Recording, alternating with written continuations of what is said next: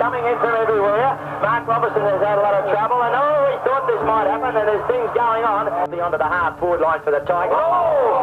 Theodore went in, hip and shoulder and everything, and he put Camerano down to the ground, and I think there's a record on play here, and a free kick will be paid to Nuts Camerano at centre-half back after Theodore went in, he just went in foolish fashion that time, and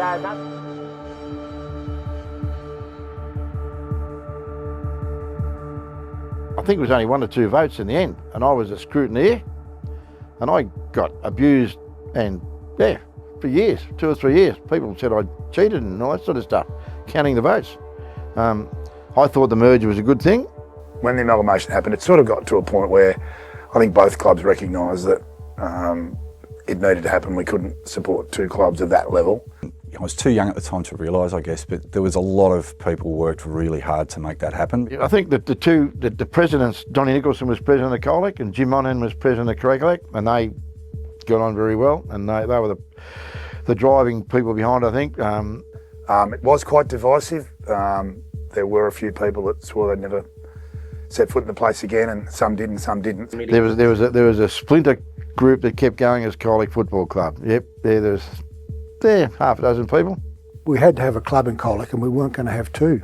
So, I've walked into 36, 40 really good, fairly good players, perfect situation. I think once the amalgamation occurred, it became more attractive for players to come in and play, because for no other reason. You've got to really test yourself.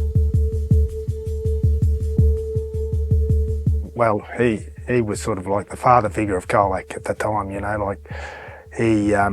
had that aura about him.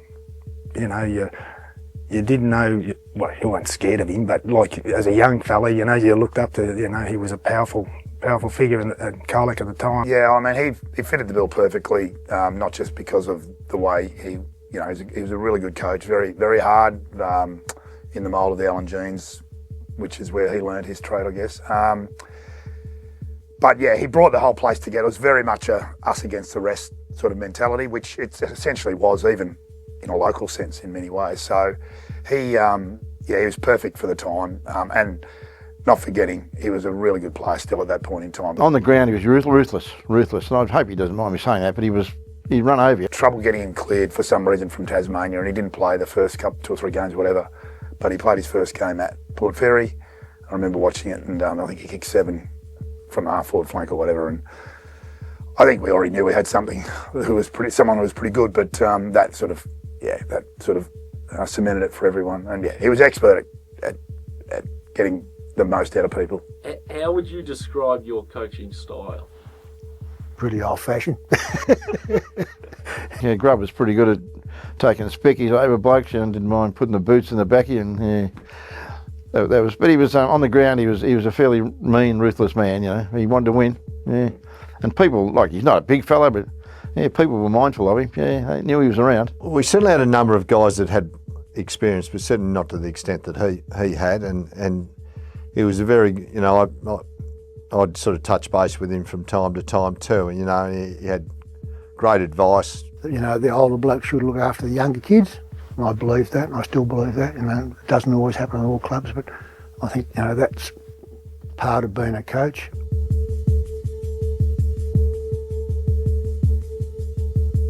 Yeah, he just brought those standards, the high, the VFL at the time, they were those training standards, and a bit more professionalism into the football side of it, and that fitness level went up another level, and they were Brian Brown was a very good footballer too. The footy had evolved a bit. It become a little bit quicker probably, and he was kicking mark a bit, and with Brownie, there's a lot of play on and that sort of stuff. You had handball a lot more, Obviously had really strong ties to the region, and so he was teaching at Trinity, and he was coaching, playing coach at the footy club, and we were in awe of him. I remember, these people were like gods as under 18s, there were, and not just Brownie and Grubb. You looked at people like Gunner and Dooley Moore. They was hard as nails, and I guess this was a day when we saw that really come to the fore. Yeah, it was big, Pills. It felt like the whole town more than ever was behind Colac at that time. The success of the immediate success post the merger, having someone like Grubb come back to the town, and then to have someone of Brian Brown's calibre sort of walk into town straight off an AFL list, it's a bit like Seb Ross now, except Brownie would admit himself he probably wasn't winning best and fairest at club level like Seb Ross has. There's the siren in the background, and Paul McKenzie's the player that's come onto the interchange bench along with Stephen Theodore. Umpire Normie Gibson will put the ball down to start the 1985 grand final of Hamden. I remember a little bit of the week leading up. For some reason, Brownie told me not to train on the Tuesday night, so I don't know why. And I've never really asked whether they thought I was going to be tired or whatever, but I remember it for that reason. There's a big build-up with media taking photos and, writing stories, and then also, there's in the paper they put, a bit of an individual story about you and, how you've gone through the year. I remember on the days leading up to it, there was a bit of talk coming down the line, rumours that, they were going to come after us a little bit and that sort of thing. So We'd gotten wind that South were potentially going to take us on a bit physically. We weren't sure why they were going to do that, because of these good young kids that were, playing. There was Wayne and Shorty and Chris Holmes and Mark Owen and Richie Umbers, and the list sort of went on. Brian had a friend that he worked with at Fitzroy. His name was Maury Rayner, and the night before the game we were laying on the ground in the social rooms at Sense Reserve, and I think some of the older blokes would have thought, what the hell are we doing here? But when I played at Fitzroy, night grand final, 1978, we were playing North Melbourne. Our fitness guy, bloke by the name of Maury Rayner, laid us down on the floor and went through all these positive scenarios and sort of stuff like that. And anyway, by the time he finished, it went for 5 or 6 minutes, and by the time we finished, we nearly could have gone out onto the ground without any doorways. These guys just would have gone straight through walls and everything like that. So, yeah, we must have gone on a bus, I reckon, a supporters bus. So I was on the hill at the town end at Warrnambool there on the shed side with all of our under-18s crew. I sort of had an inkling that something was going on, because I remember the day, and I remember Brian Brown, the coach, he got us off the bus before the ground, and we walked to the ground. And I remember walking to the ground, and Bomber sort of come up to me and said, just be wary that they're going to target a few of you, and you might be one of them. We didn't know what was going on, and I found that out. I got a couple of blokes that I know, talk to now, that used to be up around Warrnambool and that sort of thing, and everyone up there knew what was going to happen, but we didn't. Yeah, making the day, the granny had been played, the Hamden granny had been played at Mortlake for the previous few years, so it was coming back to the main ground in the competition, and they put some energy behind it. Like, there was actually some pre-game entertainment, as far as I remember. There was definitely a brass band, which were big at the time, and yeah, there was a real buzz about the place, and what was happening on the ground pretty quickly sort of filtered through into the crowd. We'd heard before the game started that there could have been a bit of rough stuff, go on, and we knew enough that, it's all about the game of football. It's not about trying to win fights or anything like that. I think the selection of Stephen was up in the air, and I think he was encouraging them not to play him, but I think Brownie and Freddie Lynch, who was on the bench for us in those days, felt that we needed a little bit of insurance just in case things got a bit out of hand, which, as it turned out, was probably a pretty wise move. I think it was just that I was getting a bit old and a bit ordinary. That was probably why I was on the interchange bench, Coming, all play went down behind the play there. Kip McBilly was the fellow who's in the thick of it. Oh, they're coming in from everywhere. Mark Robertson has had a lot of trouble, and he thought this might happen, and there's things going on. We started to gain a bit of ascendancy, I think, and then,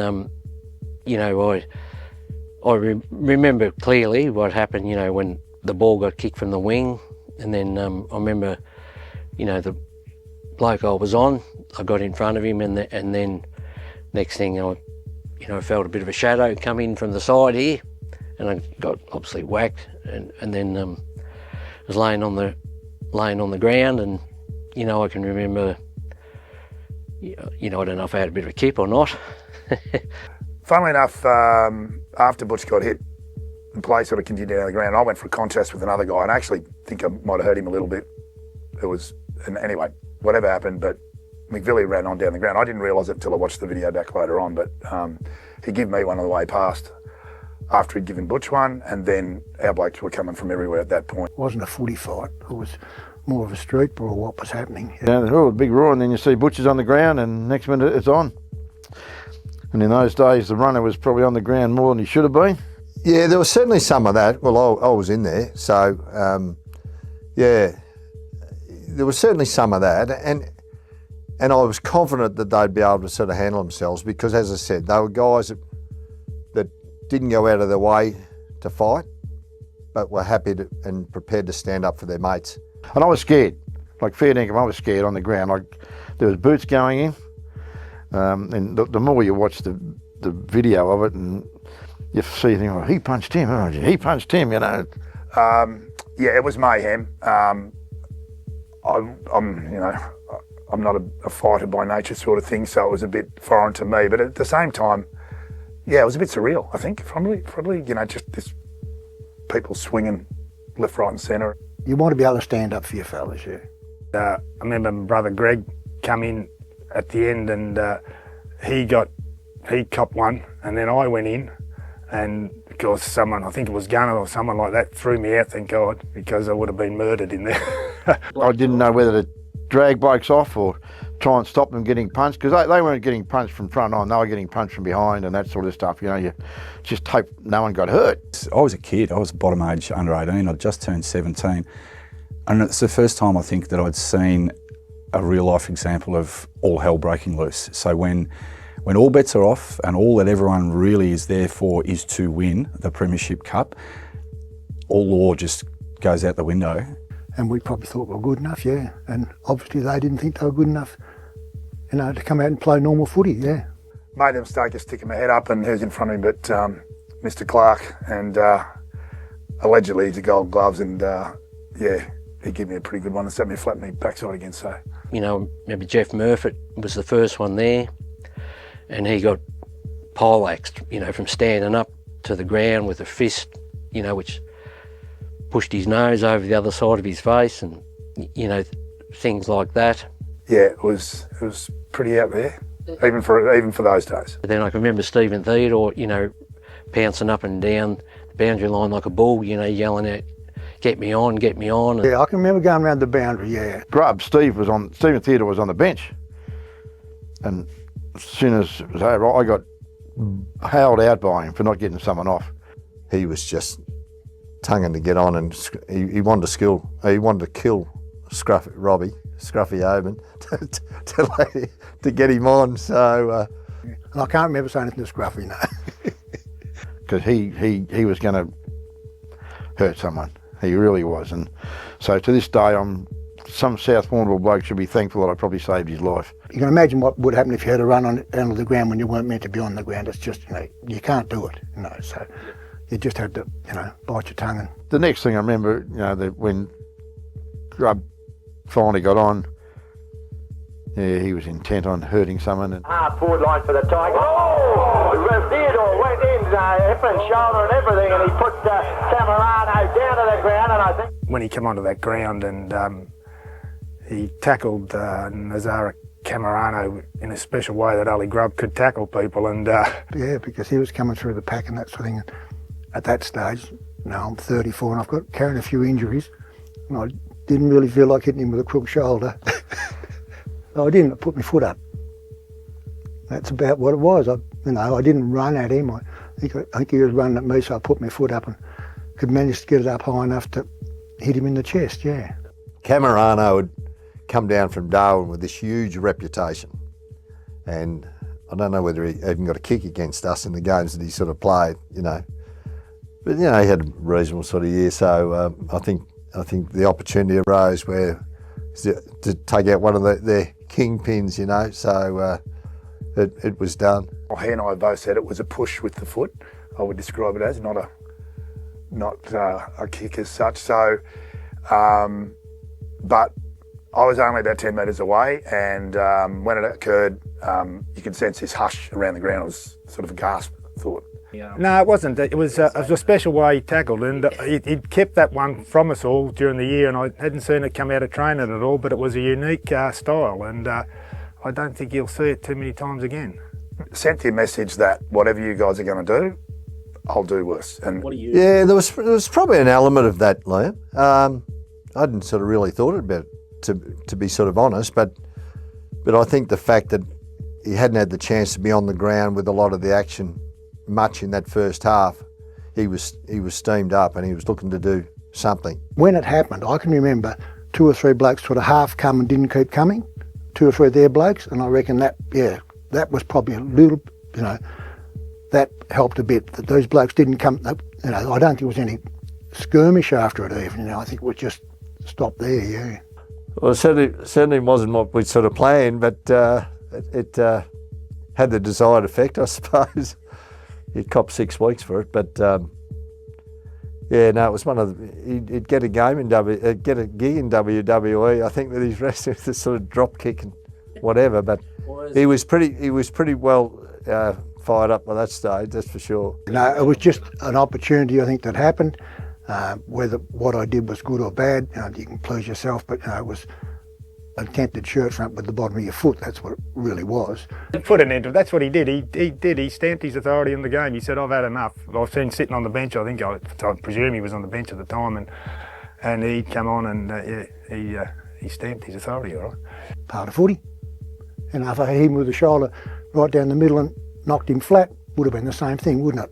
Peter Moore's kicked three in the first quarter. He's added another one to his tally to take it on to 4. I think the other thing that gets lost in a lot of this too is that particular team, I think that's the best team performance I've ever been in.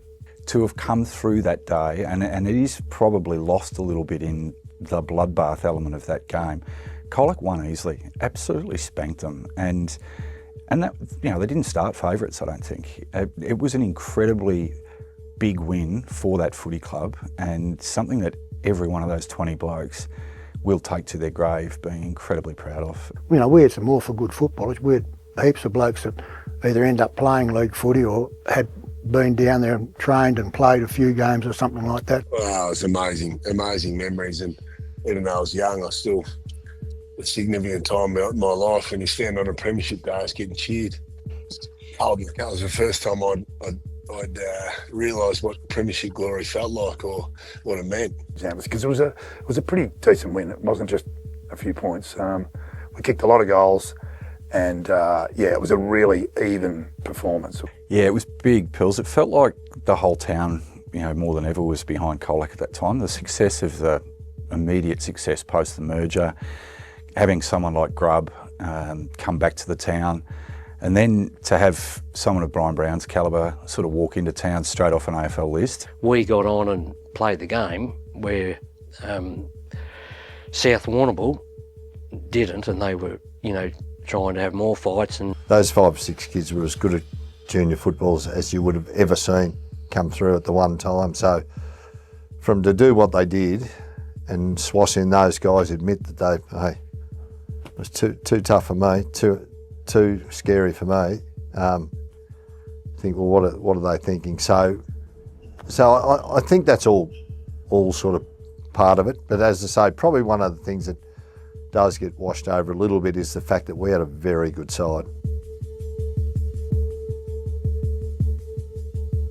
It's something that you reflect back on after you've more so the career than when you're actually playing in the game. I was just happy to have won the premiership, more so than anything else, and enjoyed that with the 20. I think there's only 20 blokes that played that day, and enjoyed it with them, and it was a special. But I suppose it was more for my family or my parents. They would have been prouder, I suppose. And at the time, I just sort of took it on board. I was a young kid, and at the time, and as you reflect back on, it's a special thing. But at the time, I just sort of took it as like anyone could have won. Butch could have got it, Brian Brown could have got it, Phil could have got it. It's just one of those things.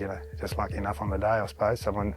Yeah, well, he played really well, and it often gets overlooked because of the the fight and all that sort of stuff. But that was I'm pretty certain that was the first year they awarded a best on ground medal, I think the Ron Hoy medal, and yeah, he was the first recipient of it. So yeah, he had a really good game. And, yeah, unfortunately, because of the fights and all that stuff, some of the other stuff gets lost a bit. That's all.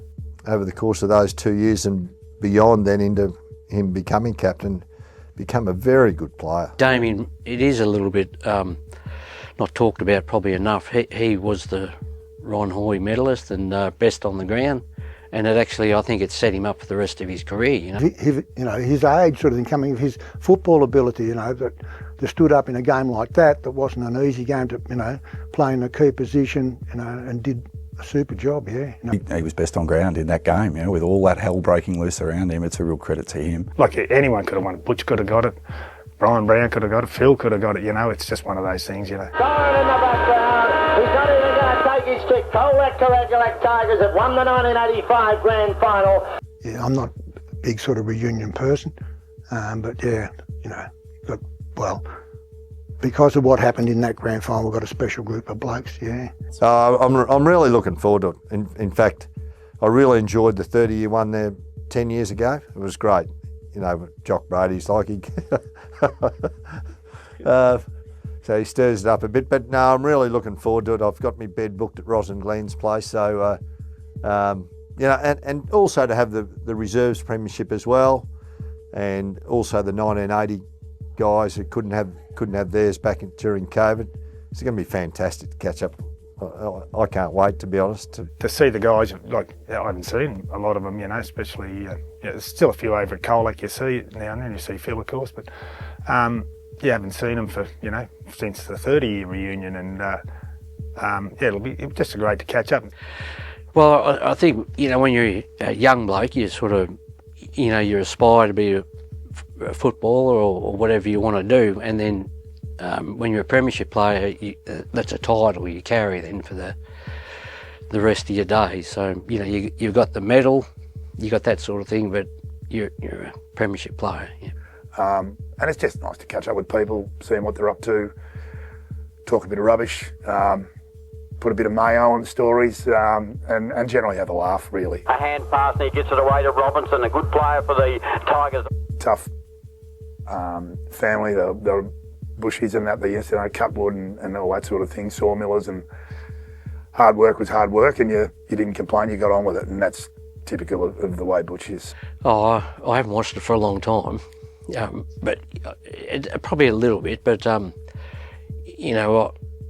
sort of, it goes back to how you were sort of raised, like I'm one of five kids, and there's four of us at home under 4 years old, so you're sort of brought up on, just get on with it, will you? And, Butch, to his credit, it probably just said he's all right. The trainers would have been with him, and I can remember asking the trainer. I wasn't trying to be some hero. I just asked the trainer. His Titsy Tyres, his name was. I said, "Oh, am I right here?" Because I had blood coming out my mouth, and he said, "Oh, you just got a bit of a cut. You'll be right." So I thought, "Oh, well, we'll keep on going." Probably, fortunately, I'm not sure whether he fully realised how bad it was, and we certainly didn't. I mean, we just sort of check him. You're right. Just, yep. That was all he gave us. Yeah, just special. Yeah, real special. He's a kid. And you know him off the footy field. He's the quietest kid of all times. Couldn't get boo out of him. And to get clocked like that and just keep playing, just play a great game. He just kept getting it and that sort of thing. Yeah, no, it was a super effort. Unbelievable. And played well. It was one of the better players, just played well. He sort of went down and we didn't think too much of it at the time, because he got back up and kept going. Once the blues sort of dissipated, he kept going and proceeded to have 25 or 30 touches throughout the course of the game. And I kept looking across to him to say, "How you going?" And it'd be no sound, finger up, and so we probably weren't too worried about him at that stage. You don't feel well because of it, but for what he did, it's just, special. You know, obviously highly respect Dad's opinion more so than anyone else. And Dad still to this day says it's the most courageous thing he ever saw on a footy field. And that's good enough for me. And the way he went about it, that no doubt I think stories like that do have an impact. Yeah. Is it the toughest thing you've seen? Absolutely. Oh, yeah. It is, without doubt. Over the years, you sometimes feel a bit embarrassed that, one bloke gets more publicity than probably others, because when you're a whole team, it's sort of everyone. Later on, after the game, and after we really got back to Colac, he said, I reckon I've got a bit of a problem here. And he opened his mouth and he had nearly a centimetre gap in his jaw. I thought, I got a problem here, mate. I think I can remember that night back at the rooms trying to talk to Butch, and he couldn't talk. His broad jaw was broken, Here I am, 20 beers later and he's not drinking and you're trying to make an idiot of yourself, it was, Got back home, they went down the main street, which was the normal thing they did. And then after that, went up to casualty, got the jaw all checked out, and they told me it was broken.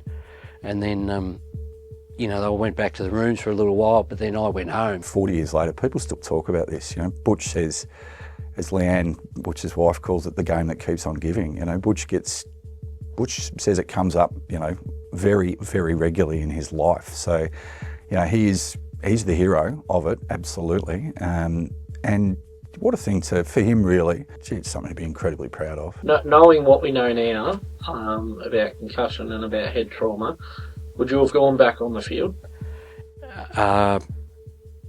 No, I don't think so, no. McCarthy's pulled in the mark, a matter of 60 metres out, Siren in the background, he's not even going to take his stick. Colac Coragulac Tigers have won the 1985 grand final, 22 goals, 14, 146, defeating South Waterville, 14